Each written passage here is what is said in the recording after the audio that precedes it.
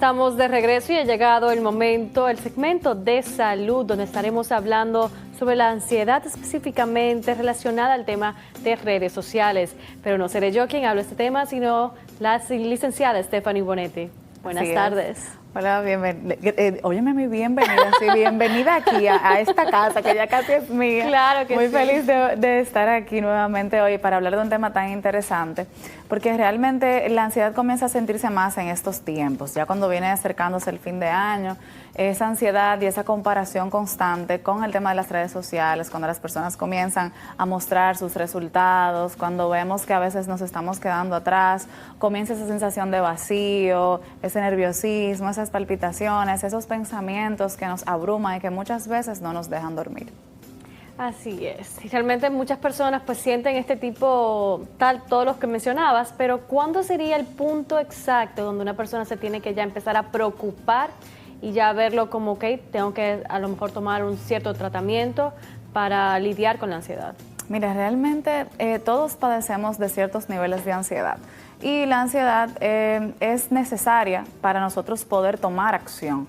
Es una mirada que nos muestra el futuro que yo quiero tener, cómo yo quisiera vivir mi vida, pero ya cuando esa ansiedad se vuelve un problema real es cuando nosotros no podemos, por ejemplo, dejar de mirar las redes sociales, dejar de compararnos, comienzan ya esos síntomas físicos como las palpitaciones, la falta de respiración, sentimos que nos tiemblan las manos, esa sensación de abrumamiento a nivel mental y emocional, cuando ya nos quita el sueño y no podemos descansar, cuando nos comenzamos a levantar a esa deshora, a las 2 de la mañana, 3 de la mañana, cuando incluso dormimos y sentimos que nuestro cerebro, por así decirlo, no descansó, ya esos son síntomas que van mucho más allá que un simple momento de ansiedad. Y realmente comparamos muchas veces el tema de la ansiedad con el estrés. El estrés es también necesario para nosotros poder desarrollarnos y poder cumplir nuestras metas, pero disminuye en el momento que resolvemos esa situación. La ansiedad ya se mantiene a pesar de que esa situación ya se ha solucionado. Y ya entonces realmente ahí lo comenzamos a ver como una necesidad de ir a terapia. Y hablando sobre redes sociales, la verdad que tienen un montón de beneficios, un montón de cosas buenas, por así decirlo, que han traído a la sociedad, pero por igual tienen sus lados negativos. Y esto pasa mucho también con el tema, tal como mencionamos, de ansiedad, de que ya una persona pues no se ve sin celular y ya en este caso no se ve sin redes sociales. ¿Cómo podemos evitar ese trato, esa relación poco saludable? Mira, yo no quiero hablar mal del tema de las redes sociales, por así decirlo, satanizar, por así decirlo, porque es una realidad que estamos viviendo en la época de la tecnología.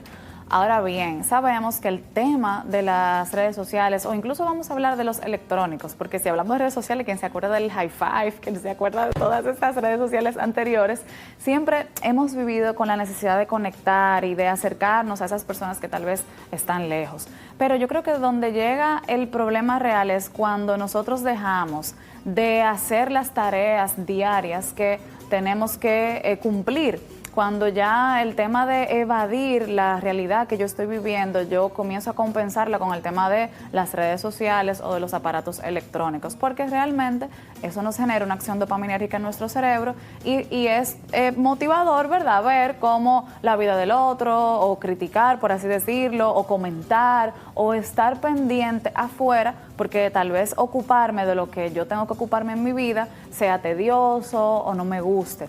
Entonces es tan importante nosotros poder reconocer eso, porque yo creo que las redes sociales han llegado a dinamizar y acercarnos más de cierto modo y conectarnos más alrededor del mundo. Pero sí hay que tener mucho cuidado, porque eso no debería de formar más, yo creo que del 10% de nuestro tiempo al día. Y yo digo que 10% porque es mucho. Hay personas que sí realmente tienen que vivir conectados al internet, a la computadora, al tema de las redes sociales, los mercadólogos, los publicistas, y realmente son las personas más propensas a no poder controlar esa necesidad de estar scrolleando, por así decirlo, que es esa palabra famosa que conocemos como el scrolling, que es lo que genera esa acción dopaminérgica, esos likes, ese me vieron, subí la foto. Entonces hay que tener mucho cuidado con eso, porque es importante reconocer que tenemos una vida y que lo que se ve en las redes sociales es un porcentaje muy mínimo de la realidad que viven las personas a diario. Y recordemos también que el tema de esas redes sociales están diseñadas específicamente para mantenernos realmente scrolleando, como mencionó Stephanie.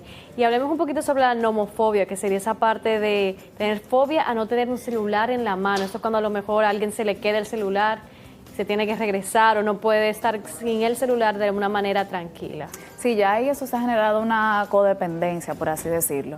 Y sabemos que cuando se genera esa dependencia, esa codependencia, no podemos vivir sin eso, porque sentimos como que se queda una parte de nosotros, como que se va esa parte de nosotros, porque no sabemos cómo gestionarnos y no sabemos cómo gestionar ese nivel de ansiedad que llega cuando nosotros hemos dejado el celular. Es como que si eso fuera una parte de nosotros, no lo puedo dejar porque con eso es que trabajo, no lo puedo dejar porque ahí es que yo me comunico. Sentimos como que no podemos convivir o seguir viviendo sin ese aparato electrónico.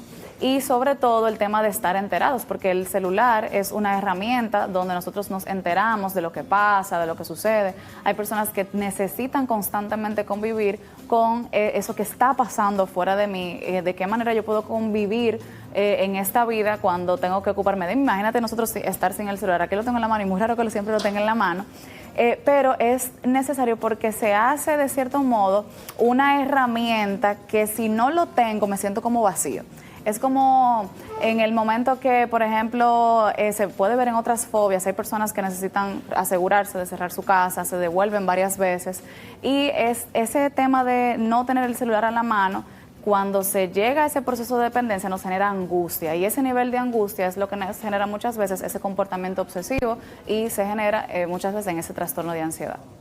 Y tal como mencionas, en una parte también una necesidad de estar comunicados, realmente ya las redes sociales y la parte de comunicación, ya sea en distintas redes sociales, nos permiten con la parte del trabajo relacionarnos mejor, a lo mejor una oferta que sale y demás. Pero al final de todo sería un balance, ya cuando uno entiende que está en desbalance, ¿qué hábitos saludables podemos retomar para entonces mantener ese balance? Buenísimo. Mira, lo primero es desconectarse. Tal vez tomar un break de las redes sociales, soltar el teléfono. Ya los celulares traen las aplicaciones que te dicen cuánto tiempo tú has consumido de las redes sociales o cuánto tiempo has consumido pegado al celular. Es importante saber que si tú pasas más de 2 horas conectados al celular, ya eso es un tema, porque estás dejando de ocuparte de cosas que son importantes. Y obviamente hay que hacer una organización o una planificación de tu día a día.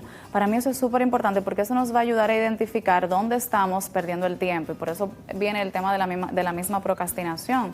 De cierto modo el celular es una forma de nosotros procrastinar. Entonces yo digo, mira, vamos a colocarlo en una gavetita, vamos a organizar esas tareas que tal vez son más complicadas en el día a día, que no te gusta hacer, vamos a ponerlas como prioridad, y en el momento que se empiece o que se inicie a hacer esa tarea, poco a poco nosotros vamos a ir generando esa motivación intrínseca, que es esa motivación interior, para nosotros ir dándole paso a esas demás tareas que tenemos que lograr en el día a día.